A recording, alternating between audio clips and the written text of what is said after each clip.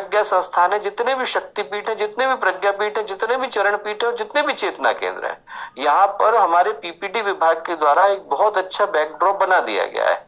यदि उन बैकड्रॉप्स को हर केंद्र मंगा लेता है और अपने आप पर एक साथ खड़ा कर देता है, जितने भी शक्तिपीठ है सब जगहों पर जन्म शताब्दी का बोर्ड लग जाता है, तो अपने आप लोगों तक उस विचार को, विशेष रूप से इस भाव को, बिना किसी अतिरिक्त प्रचार के पहुंचा पाना संभव हो सकेगा।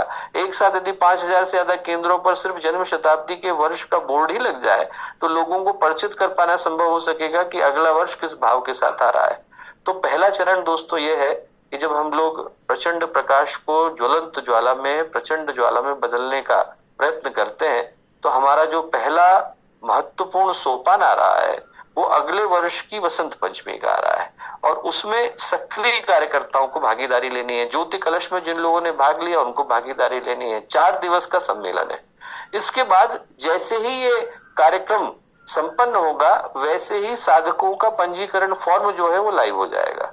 पंजीकरण फॉर्म बन चुका है पर हम लोग चाहते हैं कि हर व्यक्ति पहले से रजिस्ट्रेशन करा करके साधना को संपूर्ण करे और साधना के लिए भी जो उसके सारे सेट है, नीति नियम अनुशासन मर्यादा अनुबंध है, वो यहाँ पर प्रकाशित हो रहे हैं और उनको एक साथ सेट के रूप में सबको उपलब्ध करा दिया जाएगा। उन सेट्स को लोग लें जो यहीं पर पवित्र वातावरण में निर्मित किए गए हैं और उसी के आधार पर पूज्य गुरुदेव के द्वारा दिए गए दिशा निर्देश के अनुरूप उन मर्यादाओं का, उन नीति नियम अनुशासनों का पालन करें। आज सुबह ही श्रद्धेय डॉक्टर साहब श्रद्धेय जी के द्वारा जो हस्ताक्षरित पत्र है वो हर व्यक्ति तक इस आशय के साथ पहुंचा दिया गया है कि अगले वर्ष के 2 महत्वपूर्ण कार्यक्रम, पहला सक्रिय कार्यकर्ताओं का सम्मेलन जहां पर हर व्यक्ति के साथ सलाह लेते हुए, सुझाव लेते हुए आने वाले वर्षों की रणनीति तैयार हो सके। दूसरा, अगले वर्ष का अक्टूबर या नवंबर का कार्यक्रम, इसकी तिथि अभी इसलिए निर्धारित करने में थोड़ा विलंब हो रहा है क्योंकि 2027 का जो समय है उसमें हरिद्वार का अर्ध कुंभ भी प्रस्तावित है। तो जब हरिद्वार के अर्ध कुंभ की तिथि निर्धारित हो पाएगी, चूंकि हमें उसी भूमि का चयन करना है, तब हमारे कार्यक्रम की तिथि को सुनिश्चित कर पाना संभव हो सकेगा। और उसमें हम लोगों की भावना यह है कि उसमें कम से कम हर कुंड पर वो व्यक्ति बैठे जिसने साधना की दृष्टि से अपने जीवन को सजोया। गुरुदेव ने जब सहस्त्र कुंडी महायज्ञ किया था तो उसमें जो अनिवार्य अनुबंध रखा था वो यही रखा था कि साधना करने वाले आकर के बैठे। वैसे ही हम भी ये चाहते हैं कि इसमें वो लोग आकर के बैठे जिनने अपने व्यक्तित्व का उपहार परम पूज्य गुरुदेव को दिया। सिर्फ घी की आहुति नहीं, धी की आहुति भी चाहिए। सत्यम परम धीमहि, गायत्री माता के लिए कहा जाता है सत्यम परम धीमहि। जो धी की आहुति है, जिसमें व्यक्तित्व आहूत होता है, उसके माध्यम से व्यक्ति का जीवन उत्सर्ग को प्राप्त होता है। वो आहुतियां डले ऐसे व्यक्तित्व आए जिनके व्यक्तित्व के प्रकाश से लोग प्रेरणा प्राप्त करके अपने अपने जीवन में कुछ अच्छा करने के लिए कृत संकल्पित हो। ये दूसरे बड़े कार्यक्रम की भूमिका है।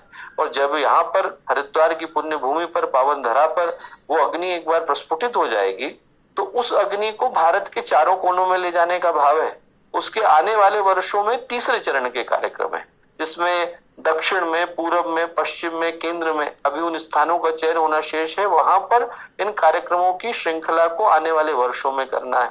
और एक विशेष निवेदन मैं करना चाहूंगा कि जब अगले वर्ष का हम लोगों का नवंबर का कार्यक्रम होता है तो नवंबर के कार्यक्रम के समय में एक निवेदन ये होगा कि जितने भी हमारे शक्तिपीठ हैं, यदि हर जगह से शक्तिपीठों का कुछ अंश हमारे पास आता है, उस जगह की जो रज है या तो रज आए, उस जगह के जो तीर्थ है उनके जल आए, तो हम चाहेंगे कि हर जगह का पवित्रता से भरा हुआ एक हिस्सा हमारे कार्यक्रम में आकर के लगे।